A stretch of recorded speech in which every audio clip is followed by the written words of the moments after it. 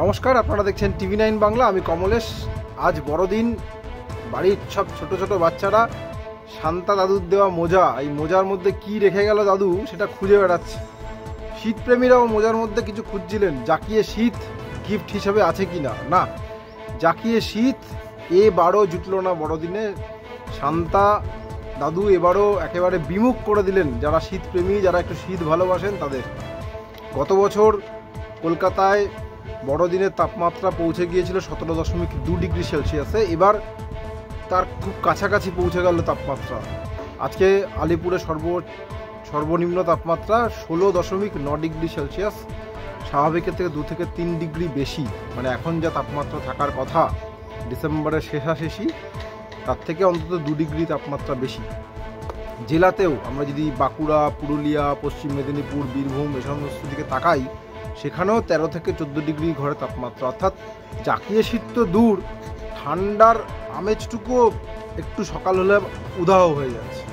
মানে পাওয়ার কথা জাকিয়ে শীত, আর পাচ্ছি যেটা সেটাকে ঠিক ঠান্ডা বললেও বোধহয় কম বলা হবে।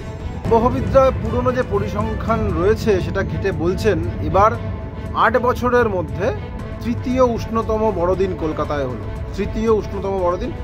ইদানিংকালের মধ্যে সব থেকে উষ্ণ বড়দিন কলকাতা কাটিয়েছে 2015 সালে, সেবার 18 ডিগ্রির উপরে উঠে গিয়েছিল তাপমাত্রা।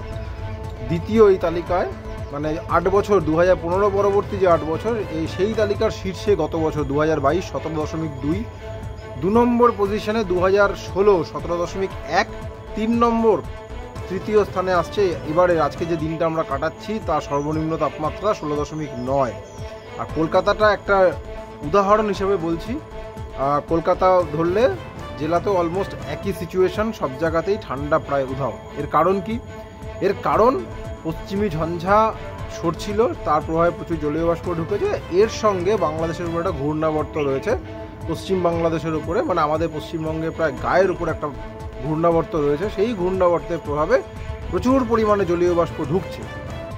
এই জলীয় বাষ্প ঢুকলে স্বাভাবিকভাবেই উত্তর পশ্চিম ভারত থেকে যে জলীয় বাষ্প, যে শুকনো বাতাসটা আসার কথা, সেই শুকনো বাতাসের যোগান তো এমনিতেই কম, তার উপরে জলীয় বাষ্প ঢুকলে তার সামনে একটা বাধাও তৈরি হয়ে যাচ্ছে। ফলে স্বাভাবিকভাবেই ঠান্ডা শুকনো বাতাস যদি না থাকে তাহলে তাপমাত্রা নামবে কী করে?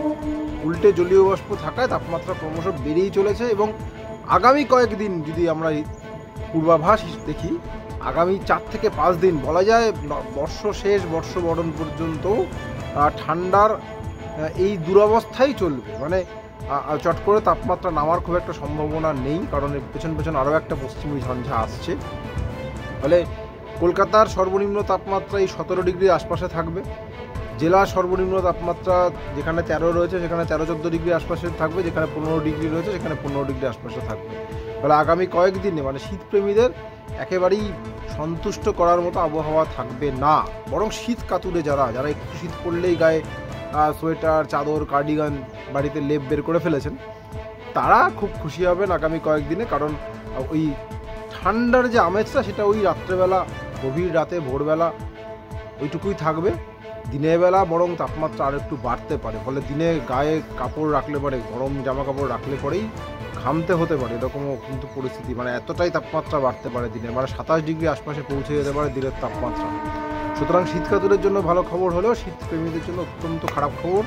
শান্তা দাদু কিন্তু মোজায় ভালো জাকিয়ে শীত দিয়ে গেলেন না এবারও। সঙ্গে থাকার জন্য অনেক ধন্যবাদ।